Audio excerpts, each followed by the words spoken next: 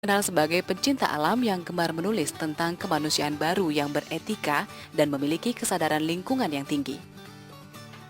Seperti buku-buku berjudul Hidup Harmonis dengan Alam, Bertahan di Bumi, adalah buku yang memberikan pandangan pola hubungan manusia yang lebih sehat dengan lingkungan.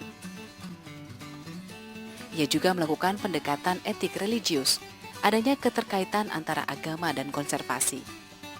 Hal ini tertuang dalam judul buku Konservasi Alam dalam Islam, Menanam Sebelum Kiamat, Islam dan Ekologi.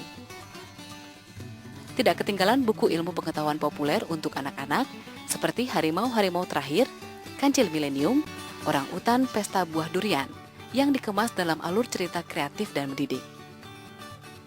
Buku-buku hasil karyanya tersebut merupakan buah dari pengalamannya berkecimpung dalam dunia konservasi alam dan lingkungan. Lahir di Kumai, dekat dengan alam Kalimantan Tengah, dan menghabiskan separuh hidupnya pada dunia biologi, melahirkan kecintaan dan dorongan untuk berperilaku ramah lingkungan. Setidaknya 1 kali dalam 1 minggu, Fakhrudin menyempatkan diri untuk bersepeda selama 40 menit menuju kantor Conservation International Indonesia yang bertempat di Pejaten Barat, Jakarta Selatan.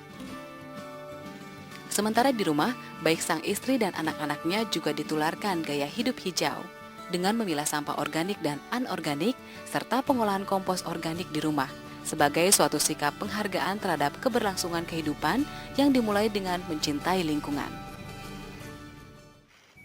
Selain daripada tentang makanan kita yang berasal dari hutan, kita perlu menjaga, Pak. Bapak juga sering bepergian ya, melihat Aceh sebelum tsunami, tadi ke Tanjung Puting dan ke tempat-tempat lain di dunia. Tapi Bapak juga malah yang lebih dekat gitu kepada anak-anak menulis cerita tentang binatang-binatang nih, Pak ya. Oh, kenapa nih sebabnya, Pak? Itu saya kan diwariskan oleh satu budaya yang Pabel kita itu kancil itu. Pada endingnya saling tipu menipu gitu, ya kan? Kancil mencuri timun, lalu kemudian datang anjing ditipu oleh kancil supaya masuk kandang. Seperti ya trik-trik yang kelihatannya saling merugikan begitu ya. Saling merugikan dan tidak mendidik. Dan kesini saya menyadari itu, apakah ini kemudian berpengaruh pada karakter anak-anak, kemudian kepada politisi kita kan gitu. Lalu saya berpikir ini tidak berada pada faktanya. Lalu saya bikin kancil yang sesuai dengan perjalanan ilmiah, walaupun memang mereka kancil itu apa sih sebenarnya, dia di hutan seperti apa, lalu mereka makan makanan seperti apa, itu ilmiah, saintifik, tapi ada ceritanya.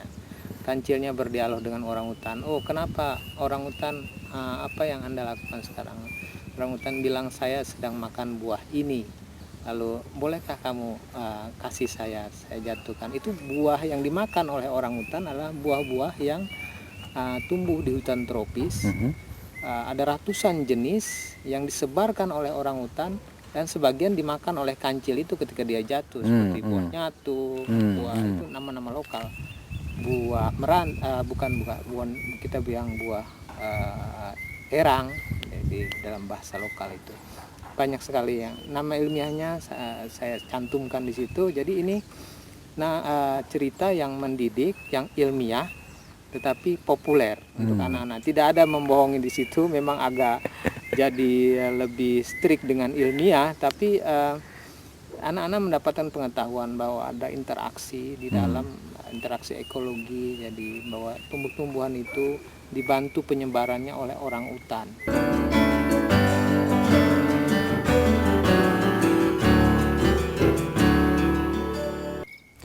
Dari perjalanan pengalaman Pak Fakhrudin yang demikian kaya, kalau kita bisa ringkaskan Pak, bagaimana menurut Bapak cara yang terbaik bagi Indonesia atau yang masyarakat bisa lakukan untuk melindungi khasanah warisan hutan yang tak ternilai ini, Pak? Ya, kita diperintahkan, terutama saya mendalami sekali dengan agama Islam. Di dalam Islam itu kita diperintahkan untuk bersifat adil. Innallaha ya'murukum bil adli wal ihsan gitu kan, buat adil. Yang pertama, yang kedua kita harus balance. Di dalam Al-Quran itu juga ada berkaitan dengan balance. Ini penting karena Tuhan menciptakan semuanya ini balance. Jadi kita harus balance, makan kita balance. Sesuatu yang berlebihan itu akan mengakibatkan penyakit kan. Begitu juga eksploitasi yang berlebihan mengakibatkan bencana. Jadi karena balance-nya udah terganggu. Perubahan iklim yang terjadi sekarang kita temui adalah karena adanya berlebihan emisi. Jadi emisi gas rumah kaca sudah melebihi dari 385 part per million. Kalau udah 400 itu tipping point. Ya, kita nggak bisa kembali lagi. Sudah sangat dekat ya sebetulnya, kritis. Artinya kritis, udah nggak bisa lagi, udah terlalu panas. Dan itu kita udah nggak bisa kembali, mau nggak mau